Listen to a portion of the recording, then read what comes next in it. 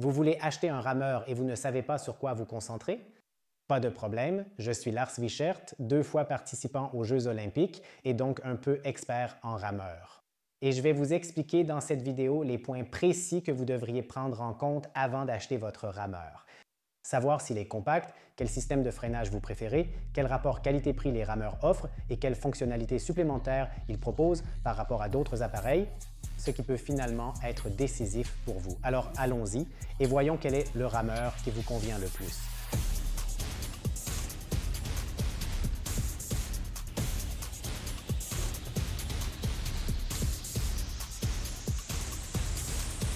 Mais pourquoi faire du rameur? C'est l'un des sports les plus sains et les plus efficaces qui existent. Pas moins de 85% de la musculature totale du corps est activée à chaque coup de rame. C'est un sport de force et d'endurance, c'est-à-dire qu'en plus de l'aspect endurance, où nous brûlons de l'énergie pour traiter par exemple les graisses ou les glucides, nous avons également un important facteur de force qui renforce tout le corps et assure par exemple une meilleure posture, ce qui nous permet d'être plus sains, plus performants, plus dynamiques et plus équilibrés dans notre vie quotidienne. Abordons maintenant la comparaison des rameurs. Premièrement, l'encombrement varie considérablement. Les ergomètres peuvent mesurer jusqu'à 2,74 mètres, tandis que l'Ogletix, une fois replié, ne prend que 1,70 m d'espace. Autrement dit, de ce côté, nous avons besoin de beaucoup moins d'espace de rangement, contrairement à l'autre côté. Les bons ergomètres, comme le Matrix équipé d'un freinage magnétique, ne sont pas du tout conçus pour être pliés ou repliés facilement. Cela veut dire qu'on a ici une longueur fixe de 2,23 mètres, sans aucun doute. Contrairement au concept qui, bien que pliable ou divisible, nous permet sans aucun doute d'obtenir une hauteur totale nettement plus réduite pour le rangement, mais qui nécessite plus d'espace au sol. Avec l'Ogletix, nous avons une dimension totale de 1,07 m. Une fois déployé, il reste extrêmement compact et prend peu de place car une fois ouvert, il atteint 1,81 m, mais offre également des conditions optimales pour tous les sportifs, même ceux mesurant plus de 2 mètres, sur ce rameur ergonomique et performant. Ainsi, le modèle est incroyablement compact, que ce soit en position repliée ou dépliée, offrant une ergonomie parfaite et un grand confort pour la pratique de l'aviron. Les appareils à freinage hydraulique incluent également des modèles qui peuvent être pliés facilement. Mais nous avons tout de même, en termes de hauteur totale, un rameur plus long que celui d'Ogletix par exemple, vous voyez? Il faut simplement vérifier si la longueur totale permet un mouvement de rame fluide, naturel et confortable en position dépliée ou non. Les rameurs freinés à air détiennent certainement la plus grande part. Cela est dû au fait que ce type d'équipement est principalement ou majoritairement utilisé dans le sport de haut niveau, comme sur le Concept 2 par exemple, pour les championnats du monde d'ergomètres d'aviron. Autrement dit, si on souhaite y participer, on ne peut pas passer à côté de ce genre de machine. Cela vient du fait qu'une certaine comparabilité doit être assurée. Différents appareils pourraient mesurer différemment les temps sur 500 mètres, donc si on veut participer au championnat du monde d'aviron, il faut utiliser un concept. Pour le système freiné par air, c'est ainsi que nous avons généralement un ventilateur à l'avant avec une hélice qui tourne et quand on tire sur la poignée ou la corde, en tirant sur le on a la possibilité d'ouvrir ou de fermer les orifices de ventilation grâce à la roue de réglage et ainsi de modifier la résistance de manière précise. La plupart avertent des réglages de résistance sur 10 niveaux ou même de manière continue, si bien qu'il suffisait de faire simplement glisser la roue du ventilateur d'un côté à l'autre. Et là, ça marche vraiment tout seul. Les systèmes d'aviron freinés par eau, comme ce Water Rower, sont dotés d'un réservoir d'eau équipé de pales entraînées par la courroie, ce qui met l'eau en mouvement et c'est elle qui génère la résistance nécessaire à l'effort. Selon le niveau de remplissage, qui est généralement fixé une fois et ensuite simplement complété en cas d'évaporation, ces systèmes présentent l'inconvénient qu'il n'y a pas d'ajustement individuel de la résistance. Il existe également des rameurs à eau qui offrent un réglage individuel de l'eau. Il y a donc plus de 2 chambres ou un freinage supplémentaire. Mais la majorité des appareils possèdent un niveau de remplissage fixe qui assure la génération de la résistance nécessaire. Cela signifie que plus je tire ou moins je tire, la résistance est déterminée par le mouvement de traction. mais je n'ai pas la possibilité de régler individuellement la résistance que je souhaite utiliser à un moment donné. Par exemple, pour rouler avec une forte accélération à faible résistance ou pour déployer un effort plus intense à haute résistance, ça ne fonctionne pas avec un rameur à eau. Dans le système de résistance du rameur freiné magnétiquement, nous avons un volant d'inertie dont le poids varie selon le fabricant. Ensuite, nous avons un aimant qui se trouve ici à l'intérieur et qui freine le volant d'inertie. Cet aimant peut être ajusté avec une grande précision sur la plupart des appareils grâce à une molette. Cette roue d'inertie se freine sans effort. Logletics 8 Style associe un système magnétique électronique performant à un frein à courant de Foucault, offrant ainsi l'excellence des rameurs modernes. Nous avons 10 niveaux de résistance réglables et 5 autres niveaux spécialement conçus pour l'aviron à haute intensité, ce qui nécessite un engagement musculaire plus important et une dépense d'énergie considérablement accrue, pour promouvoir non seulement l'endurance, mais aussi la force. De plus, ce système est tout aussi silencieux qu'un système de freinage traditionnel, mais sans l'inconvénient de se retrouver bloqué lors de l'inversion avant du mouvement de rame complet, grâce au fait que le comportement de freinage est contrôlé électroniquement, ce qui nous permet d'obtenir un mouvement de résistance très proche de l'aviron sur toute la course. Et cela se traduit également simultanément en roue libre ou ensuite dans la traction, et nous pouvons ainsi ramer en silence complet. En ce qui concerne l'écran, il intègre toutes les informations de base essentielles. Cela signifie que si je choisis de ramer de manière simple ou de sélectionner l'option de rame, j'ai mon temps total, le temps sur 500 mètres, c'est-à-dire la distance déterminée pour mesurer les performances en aviron, que je parcours ensuite à chaque session. Je peux afficher la puissance en watts, la distance parcourue ou encore les calories que je brûle. On a également la possibilité de se connecter avec l'affichage Bluetooth à d'autres rameurs pour participer à de petites compétitions amusantes ou encore via une connexion supplémentaire pour peut-être s'amuser à quelques petits jeux sympas et ainsi apporter une touche ludique de variété à l'entraînement. L'écran n'est pas très grand, mais grâce à la connexion Bluetooth, il possède la capacité de se connecter à d'autres appareils externement. Par exemple, on peut connecter des applications. Quelque chose de similaire à Swift existe aussi pour les rameurs et donc je peux me connecter et naviguer à travers un monde virtuel de rameurs tout en ayant accès aux données. Mes données ici directement sur l'écran et créer une connexion.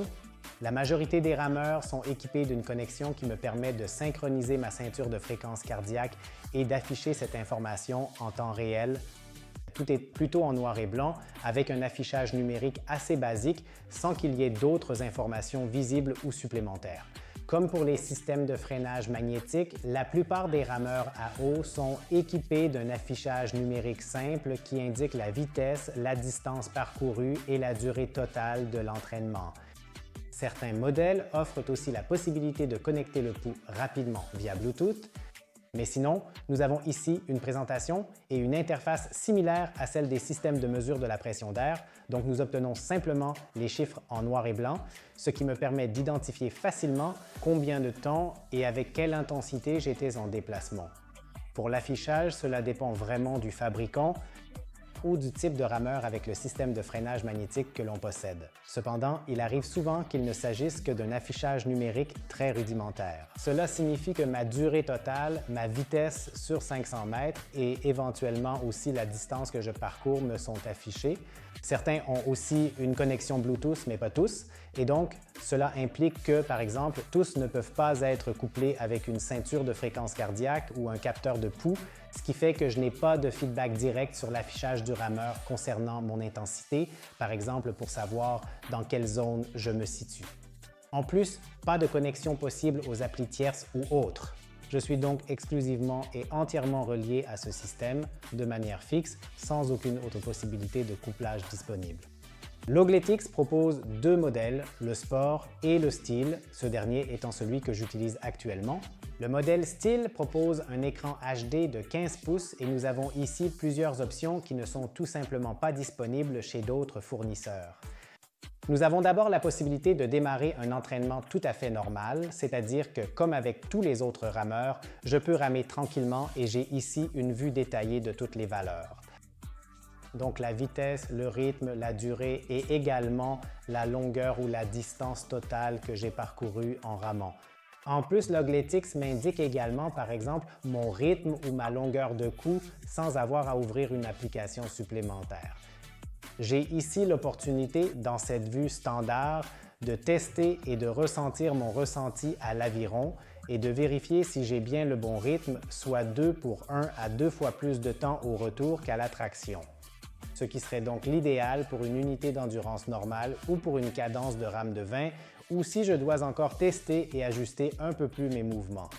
En plus, j'ai aussi la possibilité, si j'ai vraiment besoin de distraction pendant l'entraînement ou si je veux simplement combiner plusieurs choses, d'utiliser la fonction multimédia pour Netflix, YouTube ou encore le navigateur Google Chrome, ce qui me permet par exemple de suivre des podcasts ou des vidéos pendant l'entraînement. Ainsi, je peux combiner deux choses, comme l'actualité et l'entraînement, tout en trouvant de la distraction pendant l'exercice. Dans un entraînement normal, j'ai aussi l'opportunité de rencontrer d'autres rameurs, et cela au sein de la communauté. Il y a 3 cartes fixes avec Berlin, Londres et Paris, ainsi qu'une carte qui change chaque semaine que je peux choisir pour explorer une certaine ville et de la voir directement ici. Ce qu'il faut vraiment souligner, c'est le coach virtuel. Que vous soyez débutant, avancé ou expert, le coach virtuel analyse ma technique de rame avec 5 indicateurs clés. On a ici une analyse du rythme, du mouvement, de la régularité, de la longueur du coup et du retour vers avant. Chaque paramètre a été défini individuellement et ensemble, ils ont formé un vaste réseau qui m'a indiqué la qualité de ma technique d'aviron. Si je remarque que je ne suis pas vraiment performant dans un paramètre, je peux le sélectionner et l'ergomètre m'indique dans quelle fourchette je me trouve. Et d'une formule percutante, le rameur m'indique immédiatement les points essentiels à optimiser pour mieux performer. Le coach virtuel existe en 2 versions différentes, une simple et une difficile. En version difficile, chaque paramètre est évalué de manière plus approfondie, ce qui augmente significativement la difficulté pour améliorer ma technique. Avec le coach virtuel, vous avez donc la possibilité d'apprendre à ramer ou d'affiner encore plus votre technique pour atteindre le niveau supérieur. Toutes ces fonctionnalités que les autres rameurs n'offrent pas font de Logletix 8 Style un appareil tout à fait unique.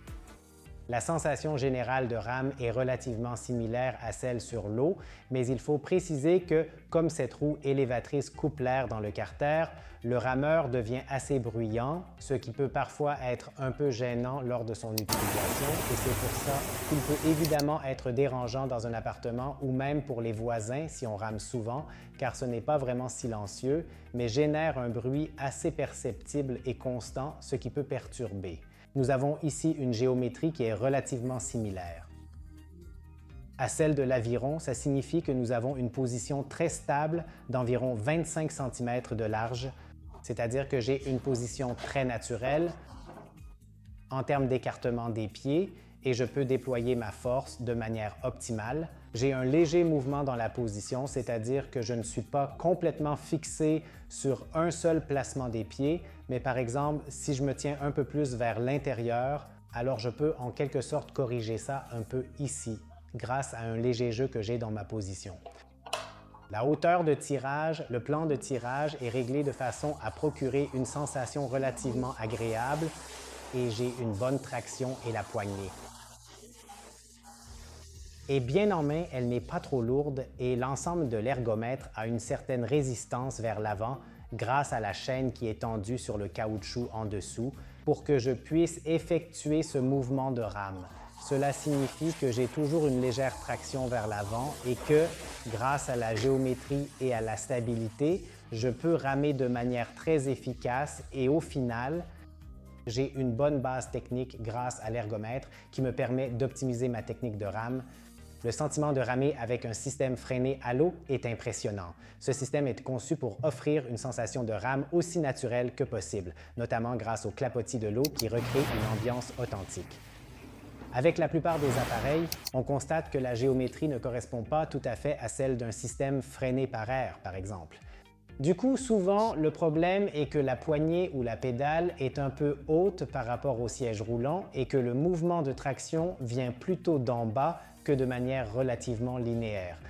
C'est vraiment un point essentiel à bien retenir. Avec les systèmes d'aviron freinés par l'eau, surtout ceux fabriqués en bois, la posture devient moins naturelle, contrairement à ce qu'elle serait avec un écartement légèrement plus large. Nous parlons ici parfois de seulement 5 à 10 cm, ce qui est perceptible. Cela signifie que l'empreinte est relativement étroite, l'alignement des jambes est maintenu très serré et cela crée plutôt une sensation qu'on est peut-être un peu à l'étroit et qu'on n'a pas l'optimisation de la pression que l'on peut avoir par exemple sur d'autres rameurs grâce à une position un peu plus large qui permet d'obtenir une empreinte vraiment propre. Je peux vous montrer tout ça. En réalité, le réglage est identique à celui des autres rameurs. J'ai ajusté la sangle sur la partie la plus large de mon pied, ce qui me place directement dans une position très serrée et parfaitement stable. Mes talons sont positionnés assez proches du siège, ce qui engendre une sensation légèrement resserrée, principalement parce que les genoux se retrouvent relativement hauts par rapport à la position assise, ce qui accentue cette impression. Selon la fabrication du réservoir d'eau et des pagaies à l'intérieur du réservoir, il se peut que je ressente un léger glissement lors du retour vers l'avant parce que l'eau n'est pas suffisamment bien captée et ne fournit pas une prise optimale. Le freinage magnétique présente un désavantage notable comparé aux autres modèles de rameurs. Par rapport aux autres systèmes de freinage, le mouvement de rame semble globalement très peu naturel. Du fait que le volant d'inertie est constamment freiné de manière continue, j'ai toujours cette sensation, lorsque je suis dans le mouvement de retour avant, de devoir lutter contre une forte résistance persistante. Ou plutôt, je suis maintenu dans cette extension car le volant d'inertie a été freiné de manière assez importante et je dois d'abord accélérer toute cette masse à nouveau. Cela veut dire qu'à l'avant, je suis un peu retenu et à l'arrière, une fois que j'ai accéléré, j'ai vraiment la sensation de beaucoup glisser. De plus, selon le fabricant, il arrive que la base, comme ici sur le modèle Matrix, soit très large. Ça donne une sensation relativement artificielle parce que la base est très large et je me retrouve donc dans une position où je n'ai pas vraiment la meilleure efficacité énergétique possible, comme si je me tenais légèrement plus serré, mais pas autant que dans le Water Rower où les pieds sont complètement à plat et côte à côte. L'Ogletix 8 en sport ou style est vraiment convivial. La géométrie correspond à celle d'un bateau à rame, c'est-à-dire la distance entre le talon et le siège roulant. Ainsi, les réglages de la planche de pied et du plan de tirage offrent une géométrie parfaitement adaptée. La largeur du cale-pied est soigneusement ajustée pour éviter d'être trop serré ou trop écarté, tout en assurant une poussée optimale sur les deux pieds. En ce qui concerne la sensation de rame, elle est très proche de celle d'un bateau à rame. Nous avons une résistance par courant de Foucault extrêmement silencieuse. Et la seule chose que nous entendons vraiment, c'est le siège roulant ou juste un léger bruit des rames. Grâce à la fonction de couplage Bluetooth avec la ceinture de fréquence cardiaque, j'ai également la possibilité d'adapter les niveaux de résistance en fonction de ma fréquence cardiaque, ce qui est vraiment pratique. Cela signifie que je peux ramer sur le rameur en fonction de ma fréquence cardiaque, ce qui est vraiment innovant. L'entretien des systèmes de freinage à air reste relativement faible et très facile à gérer au quotidien. Il faut toujours vérifier que la chaîne soit bien lubrifiée pour éviter toute usure excessive et prolonger sa durée de vie. Parce que si une usure se développe, la sensation de pédalage devient très saccadée. De plus, comme on est très habitué à ce que la résistance soit bien ajustable, il faut toujours veiller à ce que la roue du ventilateur ou le boîtier reste propre au fil du temps, surtout quand on roule à la maison. Ce boîtier se remplit de poussière, on le ressent particulièrement lors des réglages de la résistance, là où cela semblait normalement assez difficile. Après un certain temps, la résistance diminue parce que la poussière s'accumule et cela crée un effet similaire à celui obtenu en réduisant manuellement le niveau de résistance, par exemple. Du coup, on ferme en quelque sorte la roue du ventilateur ou tout ce système, la poussière a le même effet. Ça veut dire que de temps en temps, il faut absolument ouvrir la roue du ventilateur ou le boîtier, enlever la poussière pour qu'il y ait toujours. La résistance standardisée nécessaire au bon fonctionnement, Mais ce sont en gros les deux choses à ne pas oublier, à part nettoyer le rail. Ce seraient les deux points clés qui doivent absolument être pris en compte lorsqu'on réfléchit à la maintenance d'un appareil. Pour les systèmes hydrauliques, la maintenance se concentre principalement sur le réservoir d'eau. Il faut vérifier régulièrement que le niveau d'eau reste celui que j'ai mis, car il s'évapore progressivement. Si je n'utilise pas de produits anti-algues, je devrais inévitablement procéder à un nettoyage, car l'eau finira par devenir verte en raison d'une prolifération d'algues. Voilà les deux points clés à retenir. La plupart des appareils utilisent une courroie et non une chaîne. Cela signifie qu'il n'y a pas besoin de se soucier de l'huiler ou de graisser correctement pour éviter la formation de rouille. Mais de temps en temps, il faut quand même jeter un œil pour voir s'il y a un petit accroc ou quelque chose comme ça. Sinon, il faut simplement remplacer la courroie de temps en temps. Mais ça arrive vraiment très rarement, vous voyez.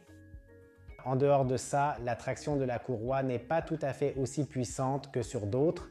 Le mouvement vers l'avant doit être un peu plus activement conduit qu'avec un système freiné par air où le caoutchouc peut avoir une tension légèrement plus importante par moment. La poignée a tendance à avancer de manière quasi automatique. L'entretien du système à frein magnétique reste très réduit. Nous avons seulement un volant d'inertie et un aimant qui freine le volant d'inertie. Cela dit, on n'a pratiquement aucun entretien ici. Le seul élément à surveiller de temps en temps, c'est la corde, ou plutôt une courroie pour certains appareils pour voir s'il y a une certaine usure. Mais à part ça, rien de plus que le nettoyage habituel comme celui du rail. Après la séance, l'entretien est vraiment minimal. Pour l'Ogletix 8 Style, c'est exactement comme pour un système à freinage magnétique. Pratiquement aucun effort à fournir. J'ai une courroie extrêmement robuste et un système à freinage magnétique où absolument rien ne peut se produire. J'ai ici un système vraiment pratique et c'est un avantage majeur car il est régulièrement mis à jour. Cela signifie que je reste toujours à jour et que je reçois éventuellement de nouvelles fonctions ou améliorations directement sur le rameur, ce qui me permet d'avoir en permanence un appareil à jour avec les dernières mises à jour. Avec les systèmes freinés à air, nos prix oscillent entre 800 et 1500 € selon le fabricant. Il faut vraiment faire attention à ce que la géométrie soit bien parfaitement adaptée. Avec le Concept 2, par exemple, la position est parfaitement adaptée. Mais certains ergomètres ont une géométrie moins optimale car leur rail plus large élargit automatiquement la position. Cela peut donc ne pas sembler tout à fait naturel. Il faut vérifier et éventuellement se faire sa propre opinion en essayant. C'est vraiment le point essentiel à surveiller pour les systèmes de frein à air. En effet, pour les systèmes freinés par air, cela dépend également de la conception des ventilateurs. Ici, par exemple, nous avons une grille de ventilateur très fine, selon la grille du ventilateur avec des trous larges ou étroits, ainsi que la proximité de la roue du ventilateur par rapport au carter. C'est simplement une variation du niveau sonore. C'est toujours un point crucial à prendre en compte et à ne pas négliger. Et de plus, il est essentiel de vérifier la configuration de l'écran, mais sinon, c'est quasiment le point clé à absolument garder à l'esprit pour les systèmes freinés par air. En termes de prix, cela varie entre 900 et 2600 € selon le matériau extérieur utilisé. Selon le fabricant, il existe une très grande variation de prix. En ce qui concerne le système à frein magnétique, cela signifie que l'on trouve vraiment tout de 500 à 3000 €. Et peut-être faut-il, si l'on veut un système à frein magnétique, choisir celui qui convient le mieux. Néanmoins, le système magnétique présente certains inconvénients par rapport à ses avantages, notamment son système de freinage extrêmement silencieux, qui impacte surtout la sensation de rame et de fait le plaisir à long terme. L'Ogletix 8 Style, équipé d'un écran HD de 15 pouces ainsi que de la variante bois de chêne, est proposé au prix de 2790 €. Si on prend l'Ogletix 8 Sport, on retrouve un revêtement en aluminium noir et un écran HD de 10 pouces. La différence, c'est que dans la version Sport, on ne dispose pas de coach virtuel. Il est uniquement disponible dans la version Style. Et la version Style peut être choisie en plaçage chêne ou en noir. Ainsi, nous avons les deux options. Ça vous intéresse de comparer en détail les deux modèles, l'Ogletix 8 Sport et le Style? Regardez ici sur la page, vous avez l'opportunité de faire une comparaison directe et de voir les différences. Mais vous voulez savoir comment bien ramer et comprendre la technique maintenant que nous avons éveillé votre intérêt et que vous souhaitez vous lancer avec le rameur? Alors, abonnez-vous à notre chaîne YouTube où je vous explique en détail la technique. Et si notre contenu vous intéresse, n'hésitez pas à laisser un commentaire, un like ou à vous abonner pour rester informé de toutes nos nouveautés. À très bientôt, ciao!